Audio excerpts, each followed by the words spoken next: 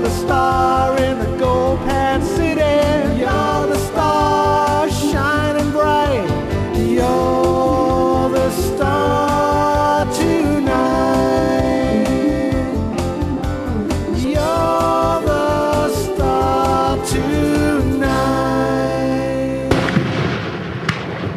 Okay, welcome ladies and gentlemen, boys and girls, to You're the Star. Right on. My name is Eddie D'Souza, and today in the studio we have Jessica Myrna, who's co-hosting with me, and John Goodwin as our guest. Thank you. Thank you for coming on the show, John. It's a pleasure to be here. right on, John. Thank you. So now, John, can you tell us where you came from, where your family came from, and where you were born? Well, we came from the East Coast. I was born on the East Coast, right on the border of New Brunswick and Nova Scotia. So they don't know whether I'm a whale hunter or a herring choker. You're pulling on there. That's an Atlantic Eastern story. Anyway, when I was real small, we moved to Ontario, Northern Ontario, and my dad worked in a coal mine, underground blasting. And then at grade 1, we moved back to New Brunswick. We were there for 3 years, and then we moved then from there to right up at Bear Lake. And it was in the middle of nowhere, 50 miles north of Prince George in 1957. And the first thing we wanted to do was start farming trees as soon as we got there. There were so many, right? Another joke. But anyway, our dad, I remember going fishing one time in Northern Ontario, and my uncle was there, and he living in British Columbia, and he was telling my dad about these big fish and all these big moose that you could get in BC. And my dad never forgot that, and I never forgot that story. And then one day we're at the train station, and he's telling me that, yeah, he's going to get tickets, and we're going west. And it happened later. And so my mother and 5 kids are on the train coming west. And we get to Prince George, and the fellow that picked us up there, he had to make like 3 trips to Bear Lake, because he only had a little Studebaker to move all our stuff and all our kids and everything, right? And I remember Bear Lake, and then it was only like 5 kids in Bear Lake, and there was 3 of us, our kids in the school, and they didn't get a teacher till about November. Right? It was, but anyway, we grew up, the only running water we had was what you cut a hole in the ice and dip your bucket in there and run for home before it froze. You know, stuff like that, coal oil lamps, gas lamps. We grew up in the times. And the song Rainbows in the West kind of tells a story about us moving west and how my mother was talking to her mother at the time. And I remember it very well when I was little. And that's the Rainbow in the West one. And basically that's how we got to BC. So, growing up in the bush, in a logging camp, how did that influence your music? Weren't you at a disadvantage for musical exposure? On the contrary, there was very few little people that did it. So when I got a guitar for Christmas and my dad taught me a few chords, like you were isolated up in them mill camps, and so there was always someone had a guitar, and so you'd go and watch them play in the bunkhouse. And when I was 14, they had me bull cooking, so I scrubbed the bunkhouses out and the cookhouse as well as the wash house and everything, kept all the wood boxes full. But in doing that, I was always in contact with the men that were in the bunkhouses, and somebody always had a guitar and they were playing. So I would watch where they're playing it, and I'd get them to play a tune, and I would watch where they started their fingers, where they had their fingers, right where they started. And I would run home right away and get my hands in that position. And then I could hear it. Pretty soon I could play Wildwood Flower. And it all started like that. But being at a disadvantage, I did not learn to read or write music that way. But I've always been able to feel it and just understand it somehow.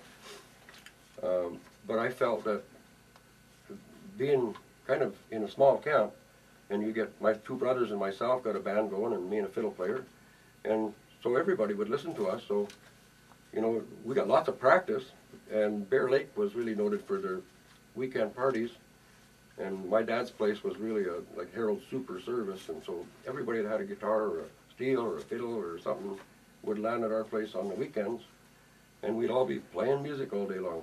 So it was a great, we were not at disadvantage only from the schooling part of it, but from the, as far as the entertaining part of it and doing it, we had lots of practice.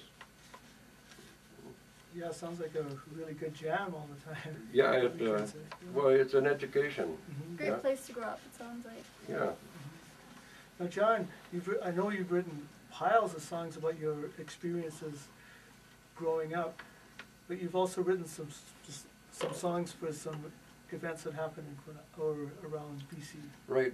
Every once in a while you get asked to write a song for a specific event or specific promotion. And in 1984, I was asked to write a couple of songs for the 1986 Gold Rush promotion here in Quesnel. And when the Expo 86 was coming to Vancouver,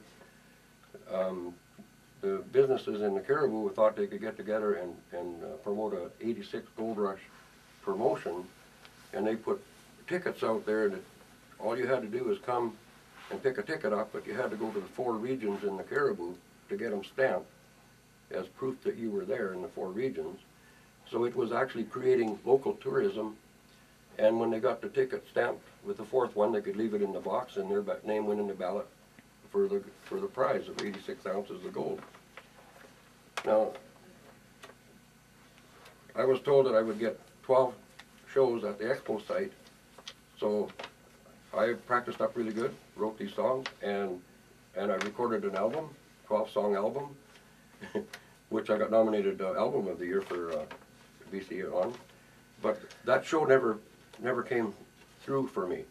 They used a different promotion, but nevertheless the songs were written, and they're really good commercial songs. They did tell the tale, but they were just not ready then.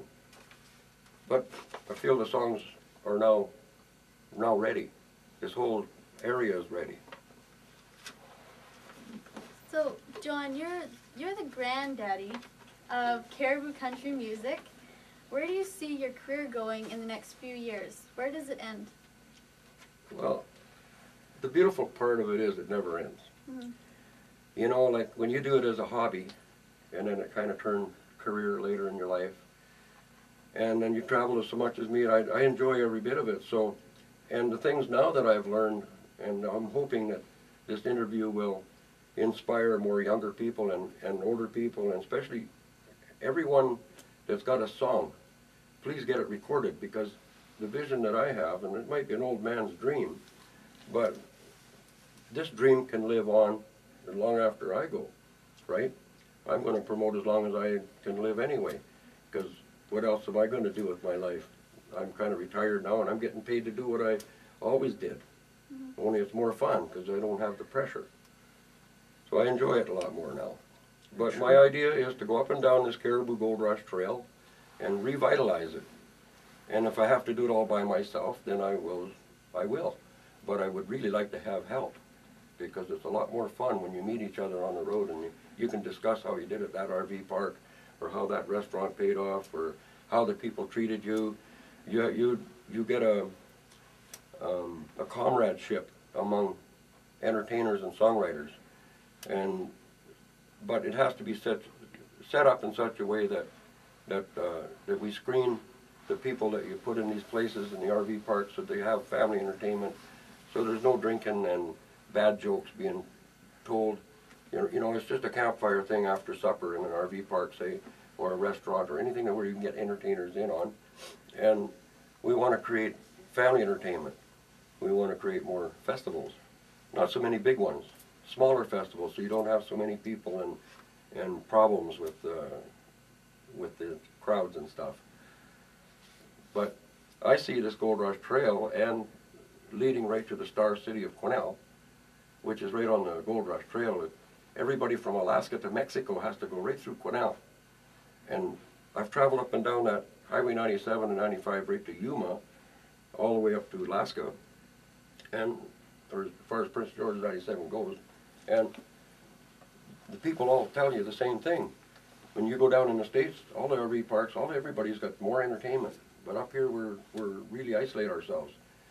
And when I look at the story of Branson, Missouri, where it was a little hick town that couldn't afford to hire any musicians, and the musicians really didn't want to play for nothing. They kind of got the understanding that, you know, some people started putting on shows, their own shows, and being responsible for themselves. They put it on at a certain time every day. And no matter, if they got 10 people, they put a show on. If they didn't get that many, they'd ask them to come back for the next day, you know, and we tried again. But that's how it started. And then all of a sudden you got Mo Bandies and Kenny Rogers and you got Wayne Newtons and you got everybody with a theater there. And I'm not saying Quesnel can go that big. It's impossible because we don't get the people up here. However, I look at that example and I look at the better attractions we have here for entertainers, the more people will be attracted and the better entertainers will move in the area because there's somewhere to sell our CDs and our hats and our t-shirts and get our music out to the world. We got the media, we got everything here at our fingertips now to promote ourselves to the world. And it don't stop there. Like I've got the next 25 years booked. Like John, that is awesome. Like, you have like amazing dreams. Yes. So thank you very much. I'm trying to. I have to share these dreams now because I know that they're close to becoming a reality more than ever. All the real hard industries are slowed right down. You don't have the jobs like you used to. And so now we're forced to use our talent. And if you use your talent, believe me, one old guy told me, he said, if you use your talent, you'll never work a day in your life, okay? Right? If you really like what you're doing. It won't feel like work because That's right. it's something you like. Exactly. You put hours after hours after hours in it, like Eddie here. It's his life. Yeah. You know? He really puts a lot of hours in the studio. And it shows. And he spent a lot of hours in the community. He's been banging his head against the business for years, like I have. But now we seem to get together and there's more people. We start bouncing our ideas off each other, and he doesn't want to travel, but I do. But that's okay. Someone has to go out and tell everybody where the show's going to be, right? Mm-hmm. I want to rush out there and tell everybody, and I want to get a show started somewhere in town, okay? We need to have a theater going where this act will have every Saturday night you got your hour, or hour and a half, whatever it is. And then the next time going on after that is another show. But this has to start happening in the season and get it worked up so that it's there all the time, at the same place, all the time, regardless if you make any money or not, right? But eventually, if you use the same premises, and eventually get a studio band and a showcase band, so we can audition people that have songs but don't have albums. We want to record them. We want to get them on CDs, compilation stuff. I can go on and on. But I've got records. I've got records of all these people who I interviewed for 4 years for the TV magazine, and pictures and records and tapes and stuff. I mean, we need to transfer all that stuff over and preserve that. It's all our Caribou country history. See, it's all here from Clinton all the way to Dixon, and you can't believe how many musicians have been left by the wayside that nobody even knows who they are. But I've got all the records, and I would really like to get that into music and stories to preserve this heritage and have all this stuff for sale, you know, because and the other thing is that, have we still got a minute or two? The next thing to do, one of the most important things to do is all recording artists in the whole area of Caribou throw their hat in the ring and say, okay, well, I'm a recording artist. This is what I do, this is what and take your albums that you got recorded, write down the names of the pickers on there, because we want pickers, and we want all the pickers recognized, drummers, all these people in the bands that have put these things together have to say, well, you know, there's no reason why we can't start a recognition and a regional awards show that can recognize all the work that's been done over the years. You don't have to be a big Kenny Rogers star. You are the star of whatever community you're at. And I believe that we really got to go there. And all we got to do is the infrastructure, is the recording and the T-shirts, the stuff that we have to sell. And that's what will turn the money back into us. And that'll pay off. And that will, by the way, the entertainers and the musicians are the ones that will pull this whole thing up. And there has to be more respect for the musicians as far as being paid for for ongoing gigs. Yeah, what he said.